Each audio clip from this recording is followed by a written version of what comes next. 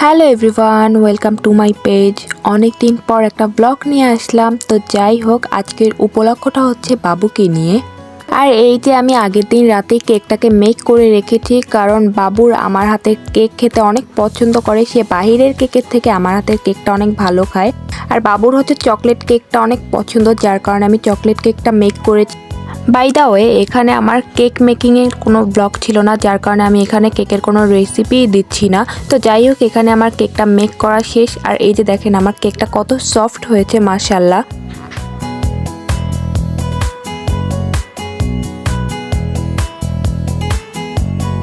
আর এই যে এখানে আমার কেক ডেকোরেশন করা কমপ্লিট। আর আমার কাছে ডেকোরেশন করার মতো কোনো কিছুই ছিল না, যার কারণে আমি হচ্ছে গোল্ডেন পেপার দিয়ে কাজটাকে সেরে ফেলেছি। তো যাই হোক, পরের দিন সকালবেলা আমার আম্মু চাইনিজ ভেজিটেবলসের জন্য সব ভেজিটেবলগুলো কেটে নিচ্ছে, আস্তে আস্তে সব কিছু গুছাচ্ছে। আর এখানে আমি বাকি কাজগুলো সেরে নিচ্ছি, কারণ কাজ হাতে রেখে বসে থাকলে তো আর চলবে না। তো এখানে আমি আস্তে আস্তে সব কাজগুলো গুছিয়ে নিচ্ছি। আর সবচেয়ে বড় কথা হচ্ছে, আয়োজন যখন আমিই করেছি তখন সব কিছু আমারই গুছিয়ে নিতে হবে, তাই না? তো এখন আমি চিকেন আর ফিশগুলোকে ভালো করে ম্যারিনেট করে নিচ্ছি, কারণ এগুলো আমি ফ্রাই করব। আর আমি এইগুলো শুধুমাত্র বাবুর জন্যই করছি, বাকি কারোর জন্যই করব না।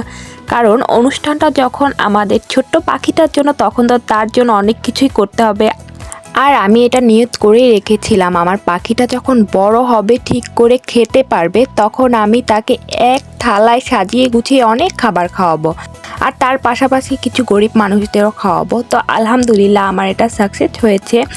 আর আমি এই অনুষ্ঠানটা আমার পাখির জন্মদিনের আগের দিন করতে চেয়েছিলাম, কিন্তু আমার এই ব্যস্ততার মধ্যে থেকে কাটছে বলেই আমি এই অনুষ্ঠানটা 31 তারিখ করলাম।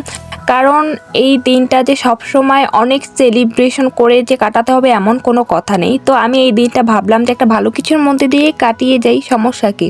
নতুন বছরটা নয় একটা সুন্দর মধ্য দিয়েই পার করি।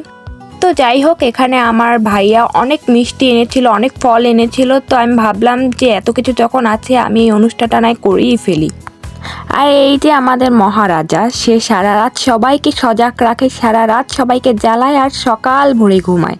তো এই যে তার সময় হয়ে গিয়েছে দুপুরবেলা ঘুম থেকে ওঠার, অলমোস্ট 12টা বাজে।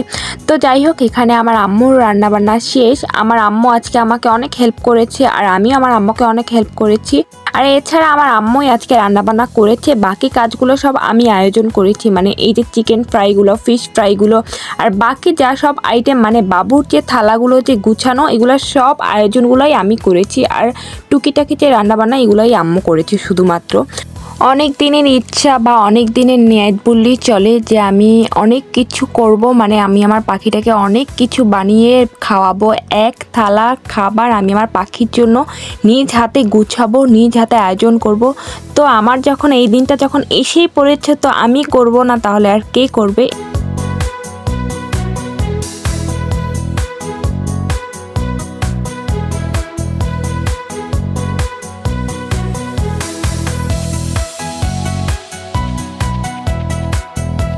আর হ্যাঁ, আমি এটাও ভেবে রেখেছিলাম, যখন আমি আমার পাখিটাকে এক থালা প্লেটে অনেক কিছু আয়োজন করে খাওয়াবো, তখন এই মাছের পেটির মতো যে ছানাটা তখন আমার পাখির প্লেটে দেওয়া হবে। কারণ আমি জানি না, আমার এই মিষ্টিটা কেন জানি অনেক ভালো লেগেছে, যার কারণে আমার ভাইয়া আমাকে এই মিষ্টিটা এনে দিয়েছিল।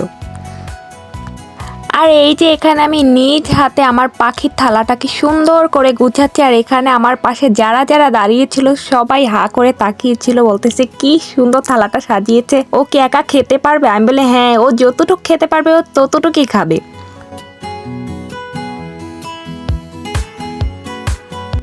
আর এই যে পরবর্তীতে যখন বাবুর খাওয়ানোর পর্ব চলে এসেছে, তখন বাবুর লিটারেলি মাথা খারাপ হয়ে গিয়েছে খাবারগুলো দেখে। সে ভাবতে পারেনি যে তার সামনে এত বড় একটা থালায় এত কিছু দেওয়া হবে। আর সে ডিমটা দেখে পুরাই তার মাথা নষ্ট হয়ে গিয়েছে। সে আমাকে বলতেছে, মা মা, সে আমার হাতটা টেনে দেন, ডিমটা খাবে।